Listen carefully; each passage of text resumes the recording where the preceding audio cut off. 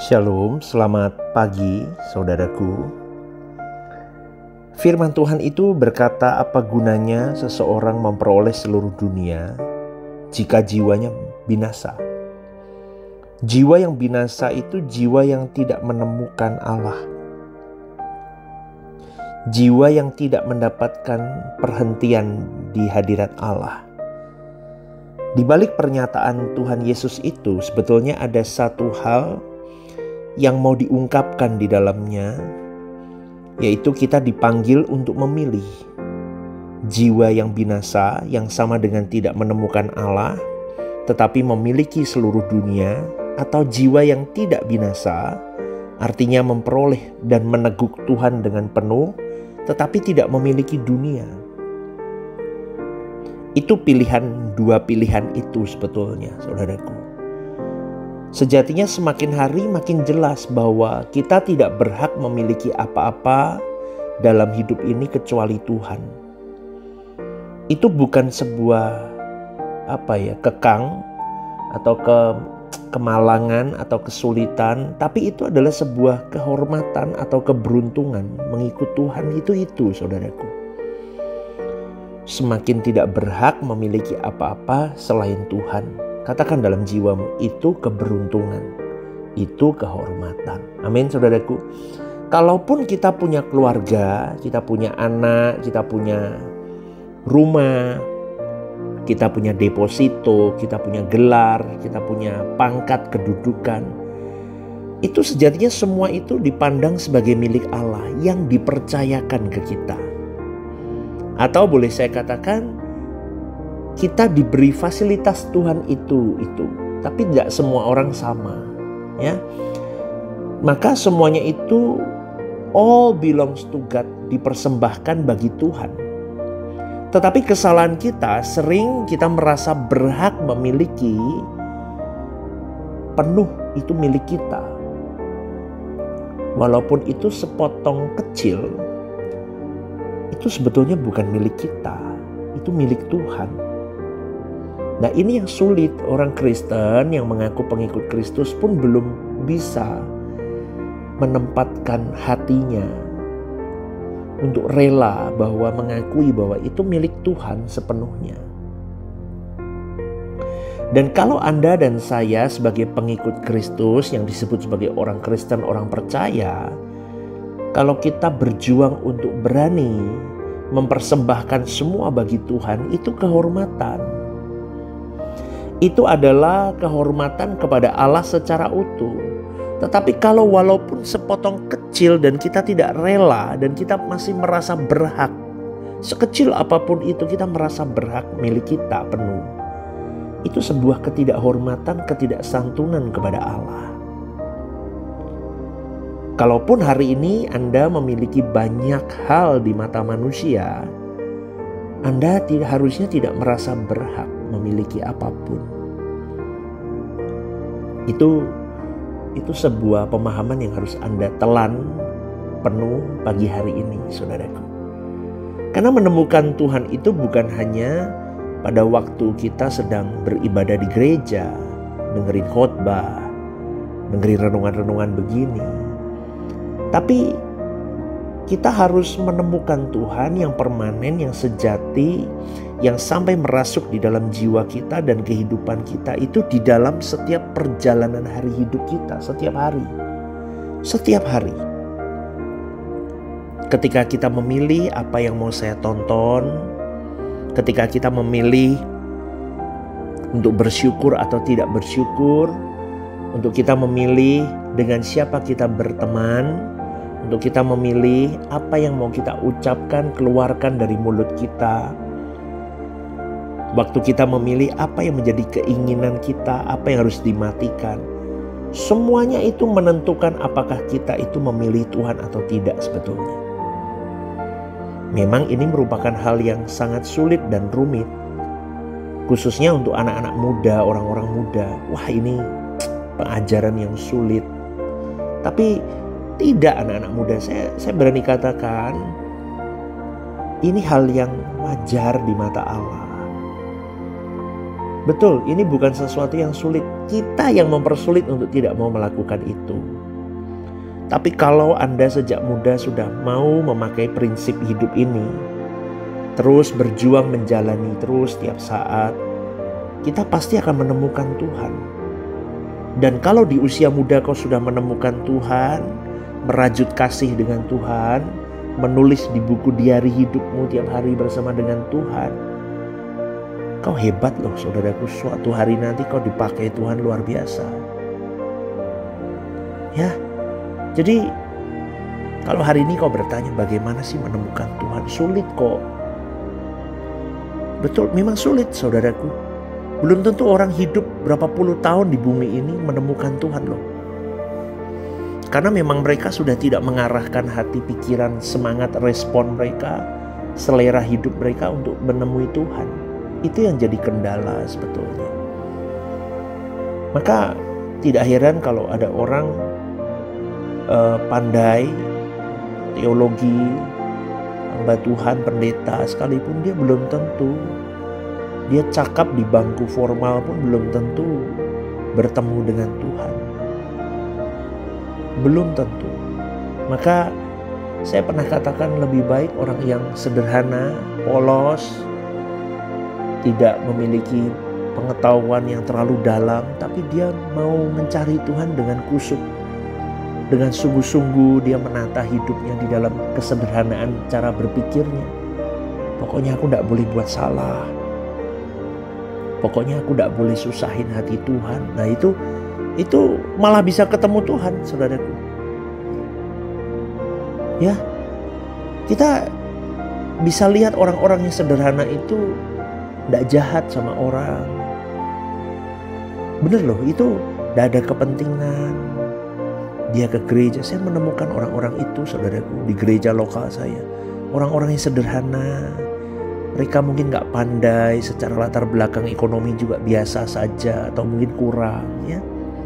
Tapi mereka getol cari Tuhan. Dia gak punya agenda yang macam-macam. Bagus saudaraku. Dia rela berkorban buat Tuhan. Dia mencintai Tuhan. Anak-anaknya didorong untuk melayani. Itu keren. Itu yang dicari Tuhan saudaraku. Ya, jadi ayo kita mau menemukan Tuhan dengan sungguh-sungguh. Kita harus serius memeriksa diri kita. Mengapa aku selama ini kok tidak haus akan Tuhan? Kenapa ya kekristenanku kering ya? Coba deh saudaraku. Kekristenan hari ini itu hanya sibuk ribut doktrin. Ribut sana, ini grup paling benar, situ yang salah. Ini ajaran yang benar, situ yang tidak benar. Saling menyerang. Sampai saya pernah berpikir begini, katanya kita hidup di suara kebenaran. Tulisannya aja suara kebenaran. Kalau Anda sudah menyerang atau mempertahankan ajaranmu paling benar, nyerang ajaran lain, itu sudah tidak benar saudaraku. Ataupun tidak usah menyerang, tetapi mengklarifikasi aja sudah salah. Betul kan? Maka selalu saya ajarkan untuk diam. Itu saudaraku. Maka bagaimana kau bisa ketemu Tuhan? Bagaimana kau bisa haus akan Tuhan kalau kau sibuk dengan hal-hal yang seharusnya gak perlu? Mau model apapun yang penting buahnya itu loh saudaraku. Orang tuh dilihat dari buahnya. Kamu mau ngomong kamu belajar suara kebenaran udah puluhan tahun. Tapi kalau buahnya gak ada, masih sakit hati gampang, serang-serang orang gampang, balas kejahatan dengan kejahatan, masih menggosipin orang, masih suka marah-marah, masih suka negative thinking, terus apa lagi biasanya? Masih suka merasa paling benar, itu dosa kesombongan. Merasa paling benar, aku paling benar, kelompokku paling benar, nah, itu sudah dosa kesombongan. Roh pemecah belah, ribut tuh sana-sana, ribut sini, ribut. Saya kasih tahu saudaraku, engkau selamanya akan kering kalau model begitu dan kau tidak akan pernah menemukan Tuhan. Itu yang membuat kau tidak haus kepada Tuhan. Seakan membela Tuhan, Tapi membela Tuhan itu tidak dengan cara begitu, tetapi dengan cara kau tunjukkan teologimu itu perilakumu. Tunjukkan kualitasmu seperti Yesus apa enggak. Mulutmu, matamu, hatimu, ucapanmu, tindak tandukmu itu loh. Itu suara kebenaran apa enggak. Itu saudaraku, ya. Jadi semua kebiasaan-kebiasaan yang Tuhan tidak nikmati, matikan. Supaya kau tidak kering di hadapan Tuhan. Supaya kau bisa menemukan Tuhan. Matiin. Nuranimu itu dihidupin. Kalau memang salah, ngomong salah. Jangan takut dimusuhin kelompokmu.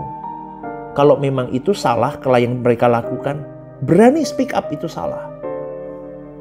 Kalau kau tidak berani speak up, itu namanya kau berkompromi dengan dosa. Matikan hal begitu. Berani untuk sendiri. Tidak apa-apa. Kalau sendiri tapi memang Tuhan bersama denganmu. Kenapa kau takut? Amin, saudaraku. Matikan semua kebiasaan-kebiasaan yang memang Tuhan tidak menikmatinya. Yang kedua, saudaraku. Jangan hidup dalam dosa. Udah toh. Selesaikan dosa-dosa yang memang kau tahu, kau mengikat. Suka nonton film gak benar. Masih suka apa ya misalnya, pakai uang nggak jujur, kerja nggak jujur, dengan pasanganmu nggak jujur. Ayo saudaraku, 2025 ini sudah tahun baru. Ayo berani memilih untuk berkata tidak, karena aku mau senengin Tuhan. Aku nggak mau kecewain Tuhan. Aku mau haus akan Tuhan lebih lagi, lapar akan Tuhan lebih lagi. Yang ketiga, saudaraku, matikan semua kesenangan atau keinginan yang Tuhan tidak sukai. Ayo, berani enggak, saudaraku? Karena kalau masih ada kesenangan-kesenangan lain, itu mengganggu frekuensi Tuhan. 3 poin itu coba terapin, saudaraku. Enggak usah kumpul sama orang-orang yang sulit, orang-orang yang memang bukan sulit gimana ya, maksudnya tidak mau upgrade diri, tidak mau berubah lebih baik. Ya, susah memang orang-orang kalau Anda ketemu dengan orang-orang yang playing victim itu tambah susah lagi. Itu dunia pelayanan banyak, saudaraku. Saya mau katakan jujur saja, dunia pelayanan banyak. Pusing memang model begitu. Sudah tahu salah, tidak merasa salah, merasa jadi korban. Nah, itu masalah. Maka saya mau katakan, saudaraku, tidak usah kumpul yang begitu-begitu. Kumpullah dengan circle yang mendukungmu, yang membawamu naik, cepat ketemu Tuhan. Kalau enggak, saudaraku, kau enggak akan pernah bisa. Kalau kau enggak berani melepaskan hal-hal yang mengganggumu, kau enggak akan pernah bisa menemukan dan memperoleh Tuhan. Maka duniamu akan berkutat dengan hal-hal yang enggak perlu. Urusan sakit hati, marah, jengkel. Di dunia pelayanan, dunia kerja, dunia pernikahan, dunia studi itu urusannya begitu terus. Padahal all belongs to God seharusnya. Tapi nggak belongs to God jadinya gara-gara ribet ngurusin di dalamnya. Maka kau harus punya satu komitmen bahwa duniaku hanya Tuhan. Aku melakukan semua hanya Tuhan. Maka kalau bejana hati kita masih terisi dengan yang lain, dengan problem-problem yang penuh dengan dosa dan yang nggak perlu, maka pasti tidak ada kehausan akan Allah. Dan itu bahaya. Maka kalau Anda dan saya benar-benar mencari Tuhan, kelihatan buahnya, kelihatan teduhnya, kelihatan tenangnya. Amin, saudaraku. Unik hidup kita pasti akan terlihat unik. Memang bagi dunia kehidupan kita akan terlihat tidak normal karena dibawa kepada kesempurnaan Tuhan. Tapi ini yang harus kita lakukan sebelum kita menutup mata di bumi ini. Aku mau ekstrim, aku mau tajam, aku mau berbuah manis. Benar gak saudaraku? Bayangkan suatu hari nanti ketika kita meninggal, ya, kita tidak bawa apa-apa, satu-satunya ya harta kita cuma Tuhan, ya, di alam roh kita tidak menemukan Tuhan karena selama ini kita tidak mencari Tuhan. Tetapi beruntung bagi orang yang dari hidup di bumi ini sudah mencari Tuhan. Dia tahu, dia berkata dalam hatinya seperti firman Tuhan berkata, siapa gerangan ada padaku selain di surga selain engkau. Selain engkau tidak ada yang kuingini di bumi. Wah, orang-orang begitu beruntung. Maka jangan buka celah ya saudaraku. Jangan ada kebocoran di mana-mana, di hatimu, pikiranmu. Aduh, sudahlah, hilangkan amarah, jengkel, dendam. Ingin bersaing, ingin merusak orang, apalagi merusak pekerjaan Tuhan. Udah, selesain. Jangan. Tuhan harus berkuasa atas hidupmu dan hidupku. Amin, saudaraku, rendahkan diri yuk. Kita minta Tuhan, rumusnya itu Tuhan sepenuhnya dalam hidupku dan sepenuhnya untuk Tuhan. Dan tidak boleh kurang dari itu. Karena selama aku hidup, aku mau menyenangkan hati Bapa. Selamat pagi saudaraku, selamat merenungkan. Tuhan memberkati.